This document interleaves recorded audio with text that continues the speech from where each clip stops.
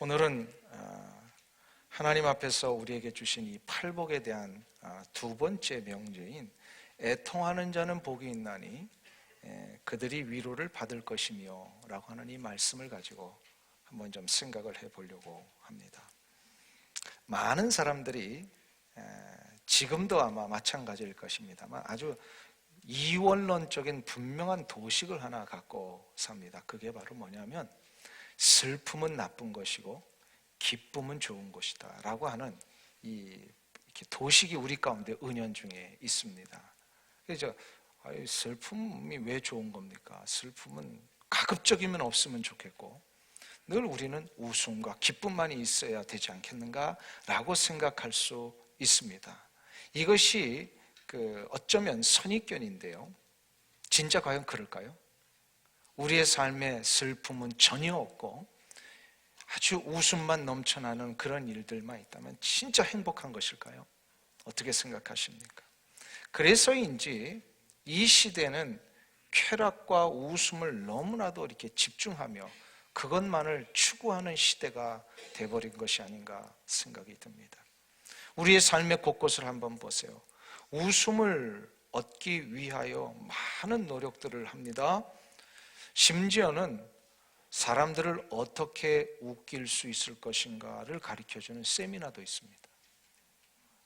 더 심각한 거는요, 설교 속에서 사람들을 어떻게 웃길 것인가, 이 설교 세미나도 있어요. 이런 것들도.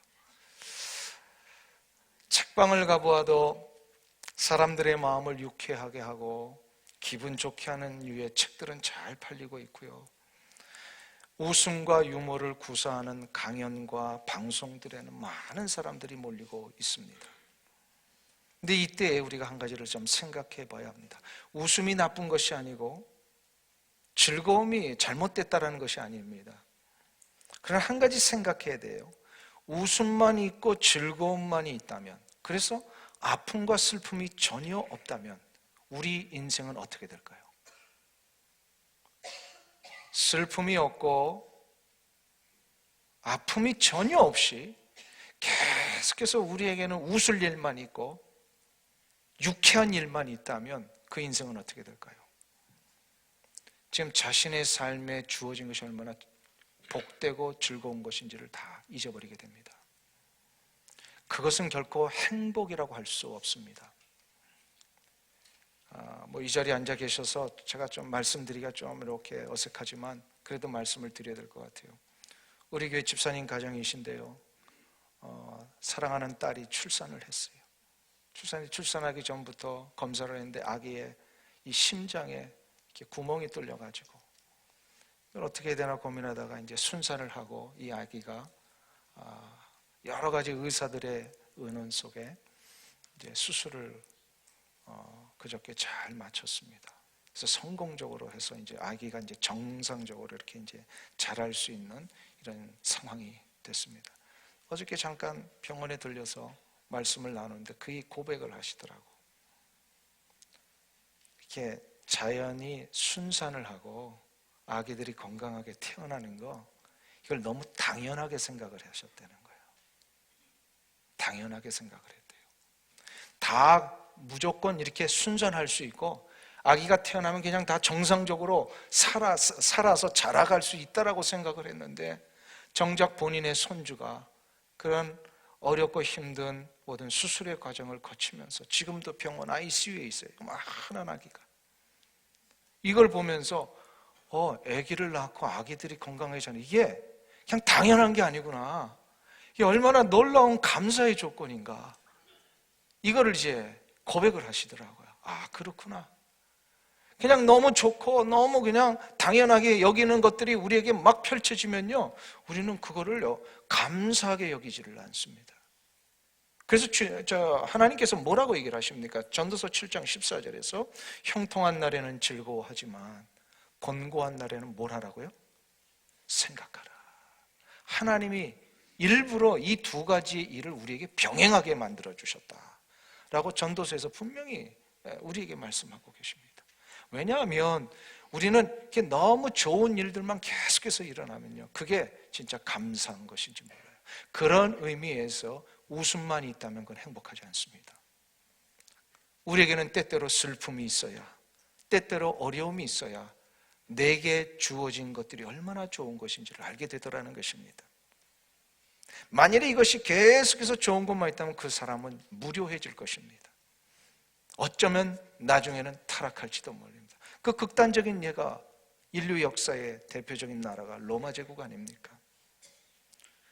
천년의 제국을 유지하고 끊임없이 번영과 안락을 추구했던 이 로마 제국을 가장 잘 연구했다라고 하는 시오노 나나미라고 하는 이 작가는 로마인 이야기라고 하는 책에서, 그 수많은 그 분량의 책에서 계속해서 관통해서 흐르는 자기의 한 가지 그 주제가 있었습니다. 그게 바로 로마인의 타락입니다.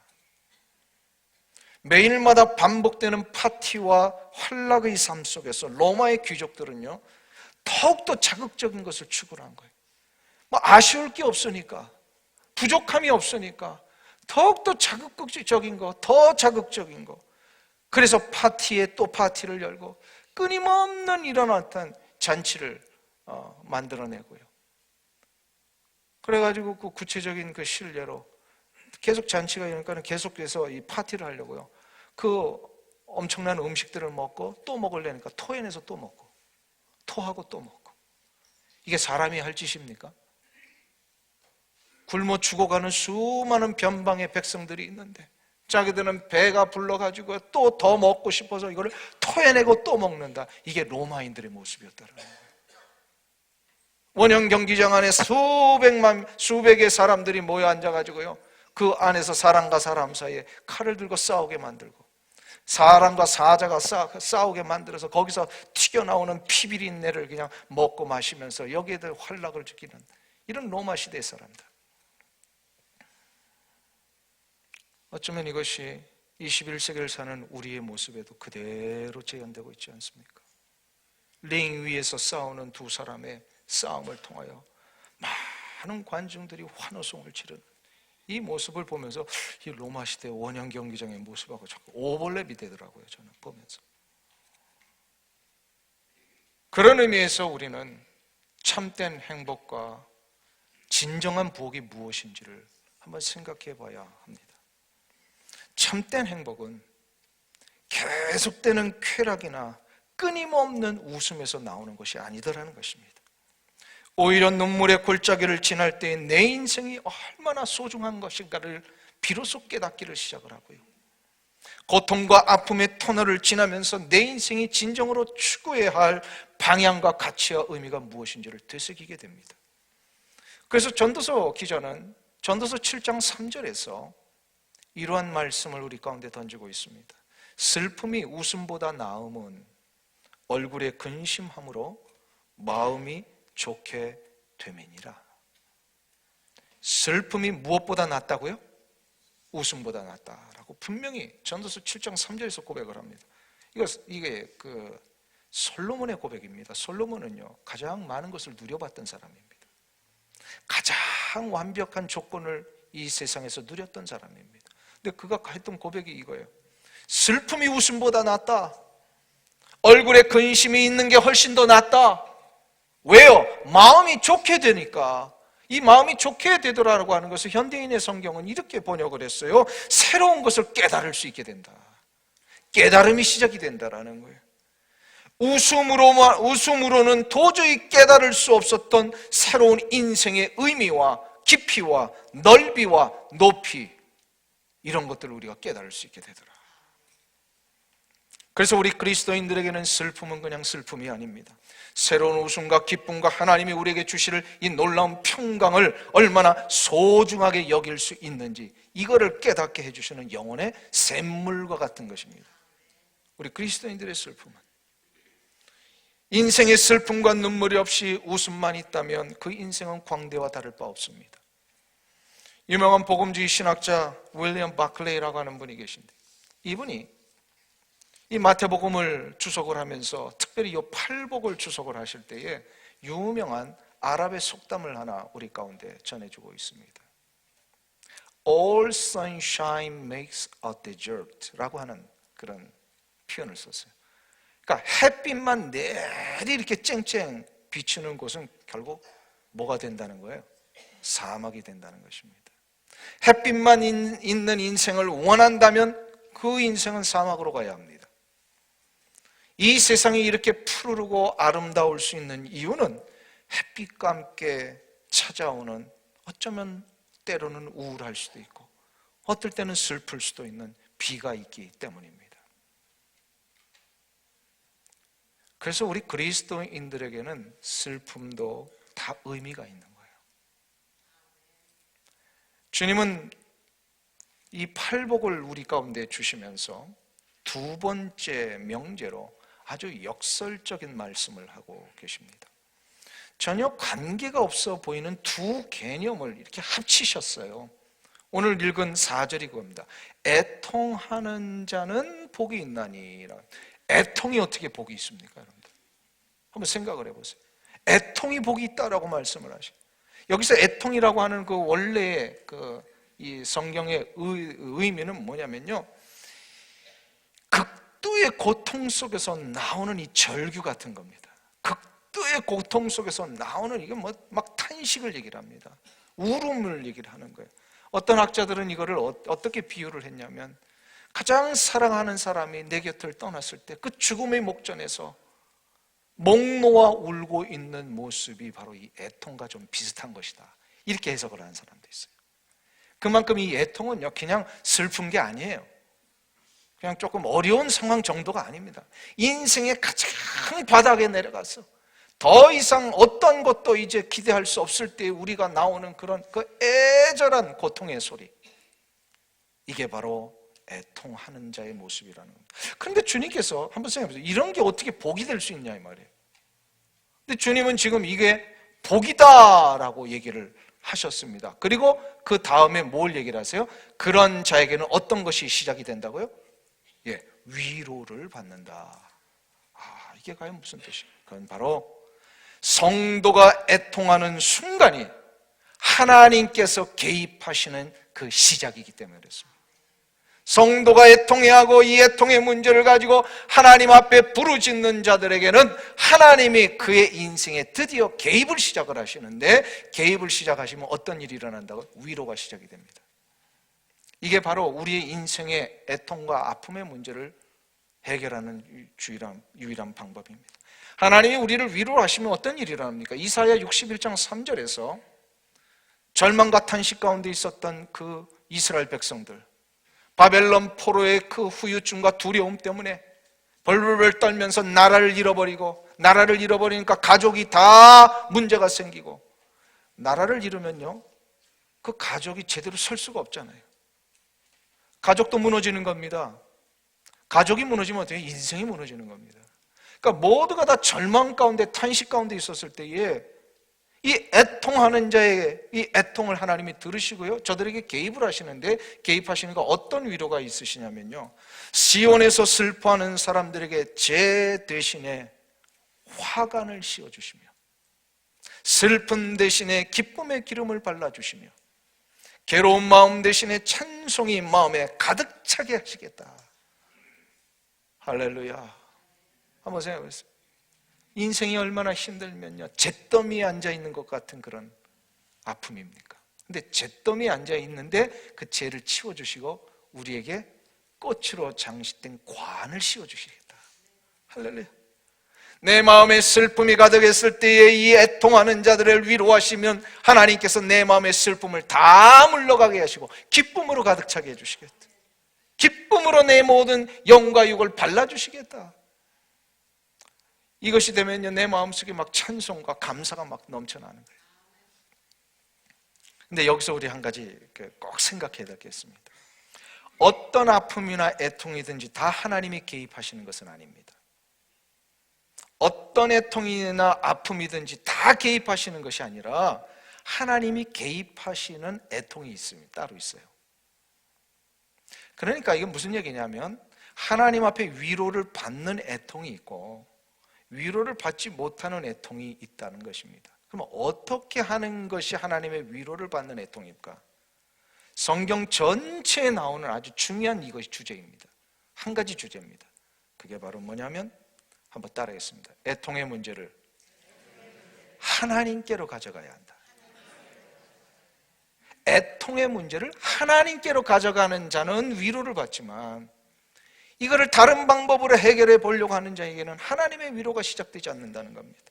한번 생각해 보세요. 전 세계에 흩어져 있는 수많은 인류, 이 수많은 인류 가운데 약 뭐 한 73, 4억 정도 된다고 그러죠. 현재 통계상.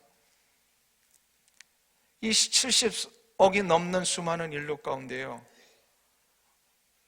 우리 주변에서도 볼 수 있어요. 그냥 애통해하고 절망하고 탄식하고 삶의 조건이 힘들어서 너무너무 부르짖고 이런 많은 민족과 족속들이 있습니다. 예를 들어서 이런 겁니다. 아프리카의 그 소말리아라고 하는 나라를 보세요. 이 소말리아는 지금 에이즈가 두 가지 문제인데, 에이즈 문제하고 기아 문제입니다. 빈곤 문제입니다. 그러니까 어린아이들이 태어났는데 이 부모들의 무지한 의료 상식 때문에 부모들이 이 에이즈가 걸려 있는 데에 아기가 태어나니까 애들이 그냥 그대로 에이즈를 안고서 자라는 거예요. 그러다가 감기 한번 걸리면 시름 앓다 죽기도 하고, 그러니까 면역이 없어진 채 살아나가니까. 그러면 그런 죽어가는 아이들을 보면서 부모의 마음이 어떻겠습니까? 그냥 탄식하죠. 또 에이즈가 아닌 그런 아이들은 건강하게 태어났지만요, 태어나서부터 먹을 것이 없는 거예요. 그러니까 아프지 않으면 먹을 것이 없어서 죽어가는 이 현실. 그 나라 전체가 탄식이죠. 나라 전체가 그냥 애통함이 있습니다. 그런데 한번 생각해 보세요. 모든 애통이나 모든 부르짖음을 진짜 하나님이 다 위로를 하신다면 저 소말리아가 저렇게 되지 않을 거예요. 근데 지금 현실적으로 하나님의 그 위로가 그 땅에는 없잖아요. 물론 이제 선교사님 등을 개별적으로 이루어지는 경우는 있습니다만, 그러면 왜 그러냐 이 말입니다. 왜 그러냐? 그 애통의 문제를 하나님께로 가져갔느냐, 이거를 생각을 해봐야 되는 거예요. 하나님께로 그 애통과 아픔의 문제를 가져가는 자에게는 하나님의 위로가 있지만, 가져가지 않으면 하나님이 기다리고 계시는 거예요. 가져올 때까지. 그럼 한번 보세요. 애통과 아픔의 문제를 하나님께로 가져간다라고 하는 것은 무슨 뜻입니까? 가져가기 위해서는 한 가지가 분명히 먼저 시작이 됩니다. 나의 인생의 아픔과 애통의 문제를 해결해 주실 수 있는 분은 오직 하나님 한 분뿐이십니다. 여러분들 이거 인정이 되세요? 나를 위로해 주실 수 있는 분은 하나님 한 분뿐이시라는 거 인정이 되십니까? 네. 이 애통과 고통의 문제를 그래서 이것을 인정하고 가져가면서 아주 애타는 마음으로, 간절한 마음으로, 하나님이 이 문제를 해결해 주지 아니하시면 나는 아무것도 할 수 없습니다 라고 하는 이런 간절한 절박감 속에서 이 문제는 하나님만이 하실 수 있습니다. 고백하며 이것을 하나님께로 가져가는 것을 얘기를 합니다. 그러니까 하나님은 우리에게 관심을 쓰실 때요, 너가 그 문제 뭐 때문에 이루어졌느냐, 이거를 정말 먼저 가르쳐 주시는 게 아니에요. 나중에는 이제 가르쳐 주십니다. 고통의 문제가 있을 때 그 이유가 뭔지를 가르쳐 주세요. 그러나 하나님은 첫 번째로는 그걸 가르쳐 주시려고 하는 게 하나님의 의도가 아니에요. 하나님의 첫 번째 문제는 그 문제 해결자가 누구인지 너는 알고 있느냐. 그러니까 그 욥의 주제가 그거 아닙니까? 고통과 아픔 가운데 있는데 사람들은 자꾸 뭘 얘기를 해요? 그 욥이 당하고 있는 고난과 아픔의 원인을 자꾸 지적하려고 그러잖아요. 근데 아무리 생각해봐도 뭐예요? 이 원인이 욥에게 있지 않았잖아요. 근데 결국 하나님이 뭘 가르쳐 주십니까? 이 모든 문제의 해결자는 전능하신 하나님이시다. 할렐루야. 그러니까 하나님의 관심은요, 이 문제의 해결자가 하나님이심을 너가 인정하고 이 문제를 너는 나에게 가져오겠느냐. 할렐루야. 오늘 이 자리에 앉아 계신 우리 성도님들에게 한번 여쭙고 싶습니다. 지금까지 인생을 사시면서 나는 한 번도 고통의 문제를 당해본 적이 없습니다 하시는 분 계십니까? 그런 분은 정말 부러운 분이에요. 어느 누구도 감히 난 한 번도 인생의 고난이나 아픔을 이렇게 심각하게 겪어본 적이 없습니다 라고 하신 분들은 딱 두 가지입니다. 진짜 하나님의 축복을 받았든지 아무 생각 없이 사셨든지. 누구나 다 그런 게 있었잖아요. 근데 가만히 되돌아보세요. 그러한 문제를 언제는 해결받았고 언제는 해결받지 못하고 그냥 오셨습니까? 분명하게 이게 우리의 그 과거의 삶을 자꾸 이렇게 좀 되돌아보니까 이게 분명히 보여지는 겁니다. 근데 가져오는 자에게는 어떻게 된다고요? 예, 하나님의 위로가 시작이 됩니다.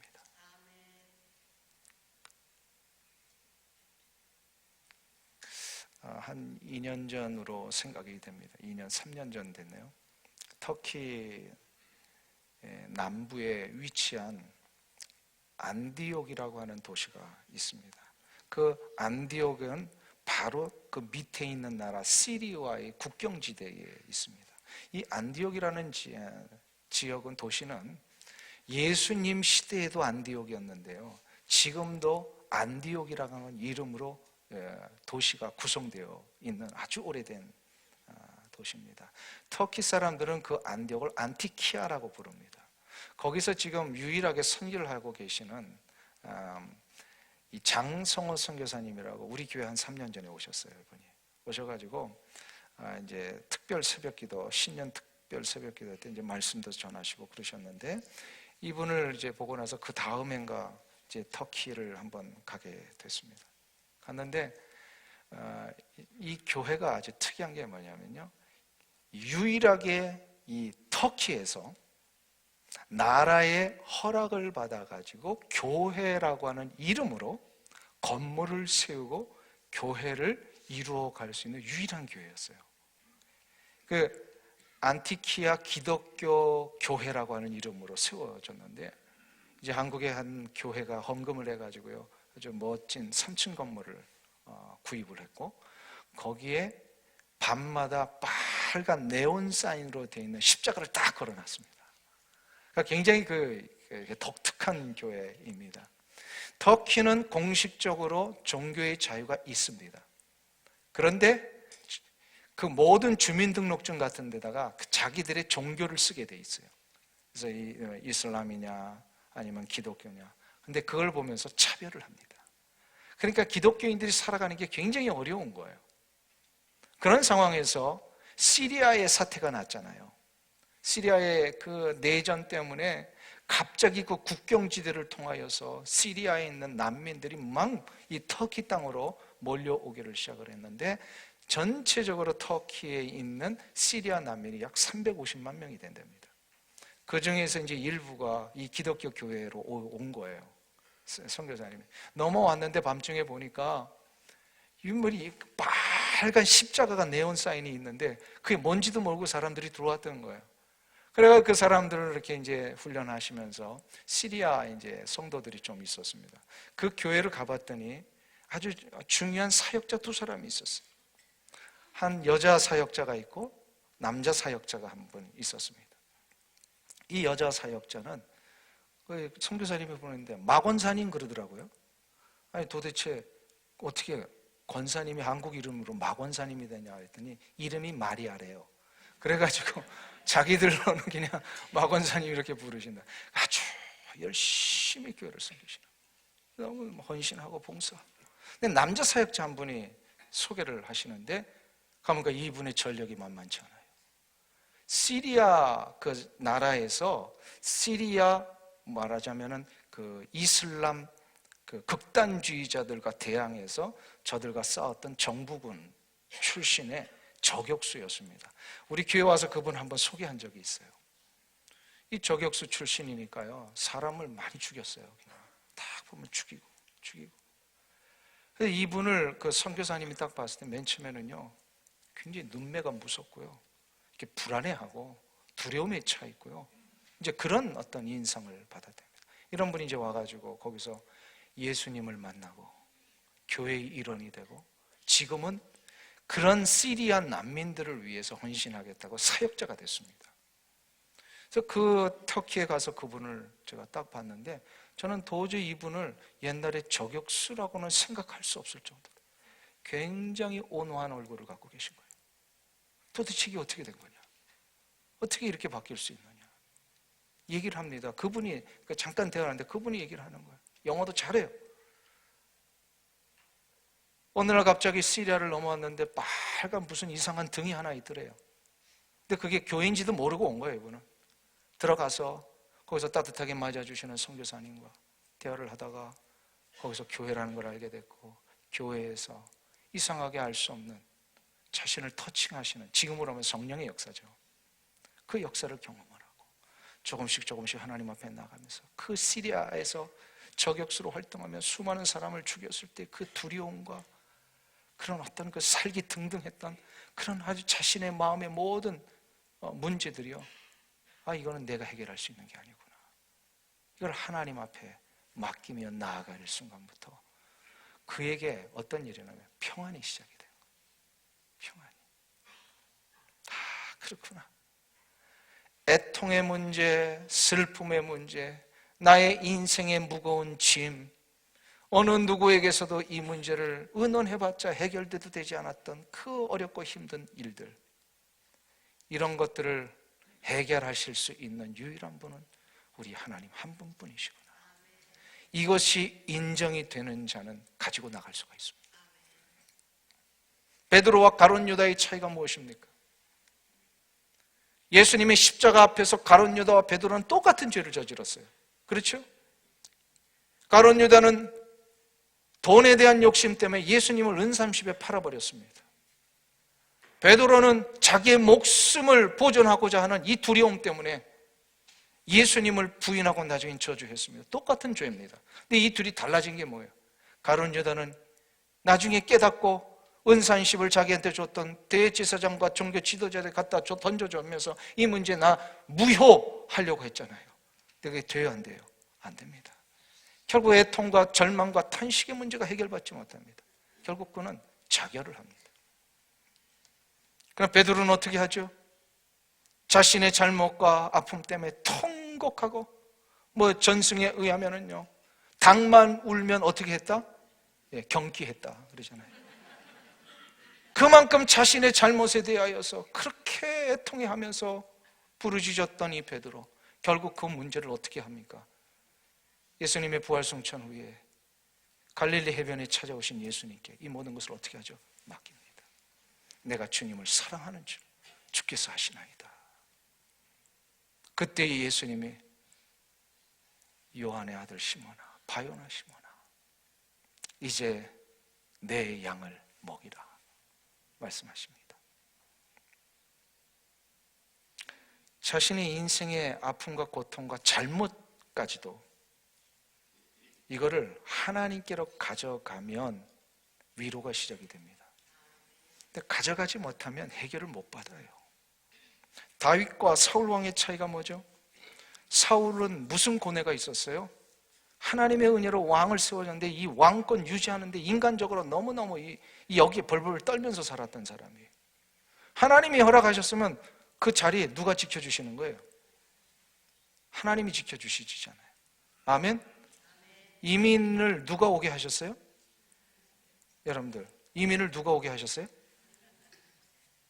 우리 지금 하시는 사업 누가 허락하셨어요? 하나님이 허락하셨어요. 그럼 하나님이 지켜주실까요? 안 지켜주실까요? 아멘. 그러면 하나님 앞에 맡겨야잖아요. 근데 사울이 이걸 몰랐던 거예요. 하나님이 그를 들어서 이렇게 왕의 자리로 옮겨주셨으면 그 왕을 하나님이 끝까지 지켜주실 거예요. 이걸 모르고요, 어떻게든 인간적인 생각이 자꾸 이걸 어떻게든 지켜내야 되는데 부들부들 떱니다. 사람들을 자꾸 의심을 합니다. 그러면서 결국 어떻게 되죠? 자기의 사이마저도 자기의 왕권을 찬탈할 경쟁자로 여기면서 결국 다윗을 죽이는 일, 그리고 자기의 왕권을 지키는 일에만 혈안이 돼서 평생을 살다가 결국 몰락하잖아요. 근데 다윗은 다릅니다.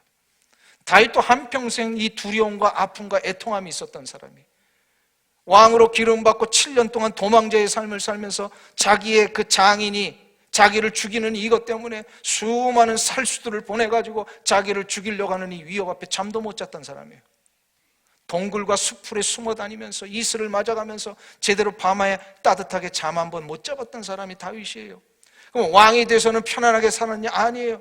믿었던 사람으로부터 배신을 당하고 그 아들마저도 아버지 죽이겠다고 쿠데타를 일으키고, 그러니까 슬픔 가운데 다 놔두고 그냥 그 처절하게 강물을 건너가며 도망자의 삶을 살았던, 그 이후에도 돌아와서도 아들들 때문에, 수많은 이 백성들의 그 여러 가지 일들 때문에 이 고민과 고통과 아픔이 끊이지 않았던 사람이 다윗입니다.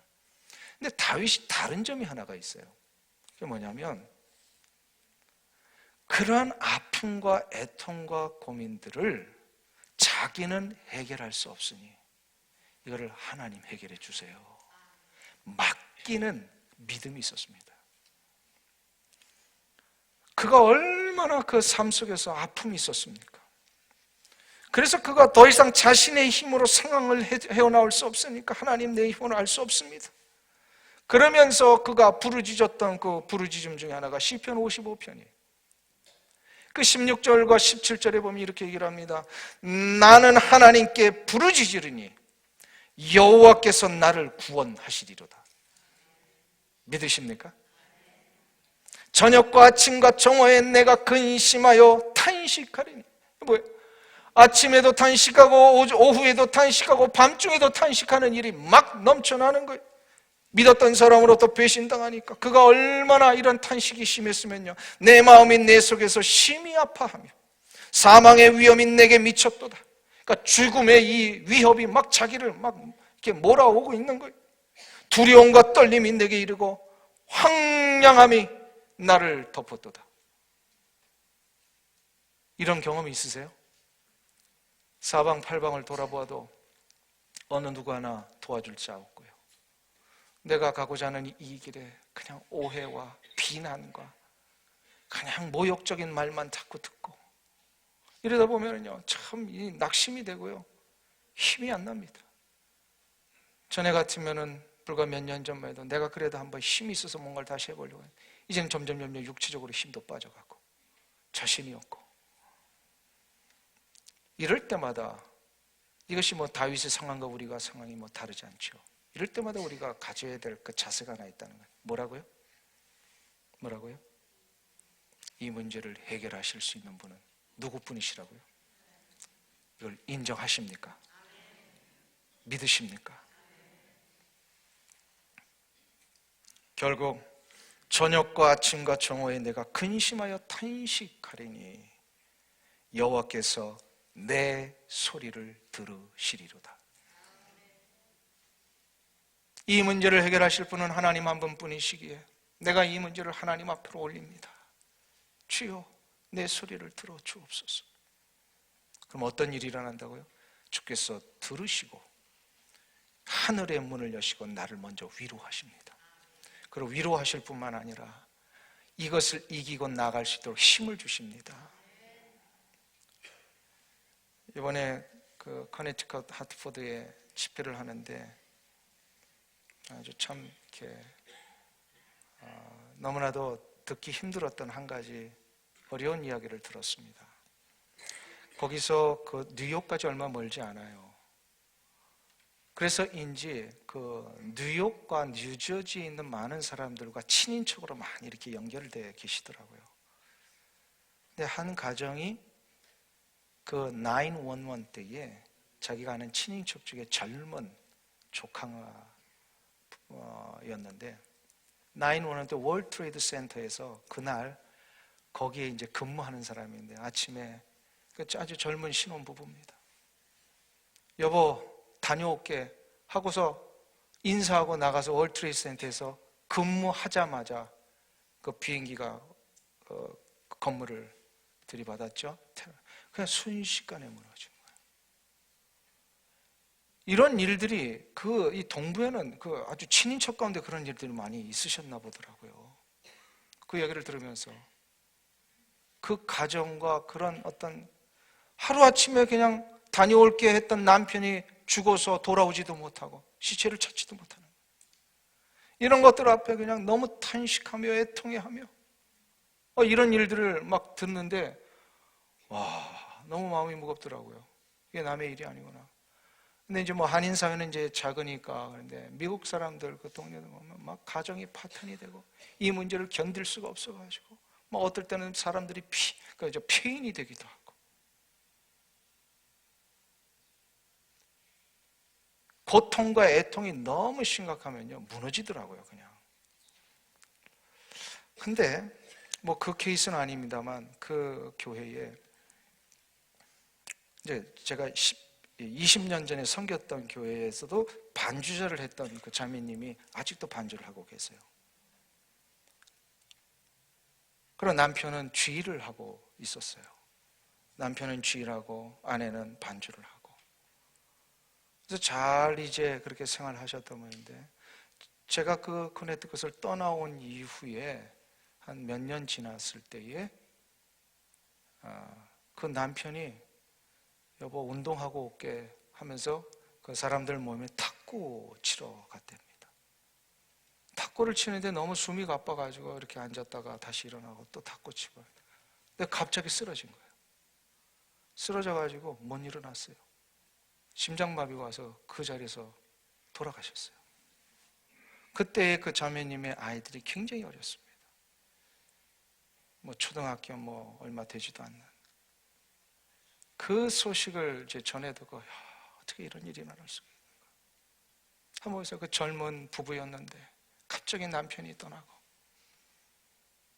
근데 요번에 가서 그 자매님의 이야기를 듣고 제가 특별히 그분을 좀 따로 만났어요. 얼마나 힘드셨습니까? 그 모든 과정을 어떻게 잘 견디셨습니까? 근데 이분이 하는 말이에요. 처음에는 정말 하늘이 무너지는 것 같더래요. 근데 한 가지는, 첫 번째는 자신이 이렇게 해가지고는 안 되겠다. 애들도 어린데 정신 차려야 되겠다. 그래가지고 이 문제를 하나님 앞에 가져가기를 시작합니다. 하나님, 이 상황을 이길 수 있도록 나를 도와주세요. 그리고 또 두 번째는 교인들이 그렇게 열심을 다하여 이 가정을 도와줬어요. 참, 그래가지고요, 지금 그 아들이 대학교 이제 마지막 졸업하는 아들이 이만한 애가 돼가지고 엄마를 얼마나 보호하고, 둘째 아들도 엄마와 함께 그 가정을 이루기 위해서 그렇게 열심히 신앙생활하고. 그래서 이 자매님이 얼굴이 그냥 환해지셨어요. 환해지셨어요. 아, 그렇구나. 어느 누구에게서 일어날지도 모르는 그런 아주 극도의 슬픔과 절망의 이 아픔들이 있을 때마다 우리가 이 문제 앞에 무너지지 않을 수 있는 유일한 방법은 이거를 하나님께로 가져가는 것이구나. 가져가는 것이구나. 저는 어릴 적부터 교회에서 자랐습니다. 늘 생활의 현장이 교회였어요. 그래서인지 어린 시절부터 교회당, 예배당에 가면은요, 늘 보던 한 가지가 있었습니다. 예배당만 가면은 왜 이렇게 예배당 안에는 흐느껴 오는 분들이 많은지. 어린 시절에 근데 울 때도 그냥 막 우는 게 아니라 그냥 흐느껴 오니까 무서웠어요. 막 이렇게 무슨 그 이상한 소리 같기도 하고 그렇잖아요. 근데 이제 저희 아버님이 목회하실 때는 이제 그 피난민촌, 이게 판자촌이에요. 거기에 이제 널판지로 되고 양철 지붕을 대고 밑에는 이게 이제 나중에는 마루를 깔았습니다만 이제 가만히도 깔고 뭐 이런 예배당인데, 어린 시절에 거기 가보면 아침에도 가보면요, 새벽에 이제 어머니 따라서 새벽 기도하면 그 새벽마다 이렇게 우시는 분들이 있어요. 오후에는 없을 줄 알았는데 오후에도 이렇게 가보면 또 오후에도 울고, 저녁에 가보면 저녁엔 더 많이 울어요. 모여가지고 그렇게 울어요. 그래서 저는 어릴 때 교회 예배당은 우는 곳이구나, 이런 어떤 그 어린 마음의 인상이 있었어요. 근데 제가 이제 커서 정말 저도 목회를 하다 보면서 예배당에서 우는 것이 이 교회의 아주 중요한 역할 중에 하나일 것이다. 세상에서 받았던 상처와 아픔과 절망과 탄식의 문제들을 예전 같으면 세상적인 방법으로 풀려고 했던 수많은 성도들이 하나님만이 나의 문제의 유일한 해결자이심을 믿고 그 문제를 하나님 앞에 가지고 나와 올려드리는 눈물의 기도가 있을 때에 하나님은 그 기도를 들으시고 그의 상황이 아무리 기가 막힌 웅덩이에 빠져 있는 것과 같은 그런 상황일지라도 그를 건져내 주신다라는 사실입니다. 이것을 믿었던 다윗은 시편 40편 1절과 2절에서 이렇게 이야기합니다. 내가 여호와를 기다리고 기다렸더니 귀를 기울이사 나의 부르짖음을 들으셨도다. 나를 기가 막힐 웅덩이와 수렁에서 끌어올리시고 내 발을 반석 위에 두사 내 걸음을 견고케 하셨도다. 우리의 애통을 하나님께로 가져가는 자, 우리를 기가 막힐 웅덩이에서라도 하나님은 건져내 주실 것입니다. 이거를 여러분들은 믿으십니까? 믿으신다면 이전에 와서 그냥 우세요. 그냥 다른 사람 신경 쓸 필요 없어요. 어떨 때는 흐느껴 울기도 하고 어떨 때는 정말로 목 놓아 통곡하셔도 됩니다. 하나님은 아십니다. 지금 그 울음의 의미가 뭔지를 아세요. 오셔서 이 문제를 하나님 앞에 아뢰고자 하는 그 마음을 올릴 때에 하나님은 여러분들을 위로하시고 하늘의 문을 여시사 놀라운 회복의 역사를 이루어 주실 것입니다.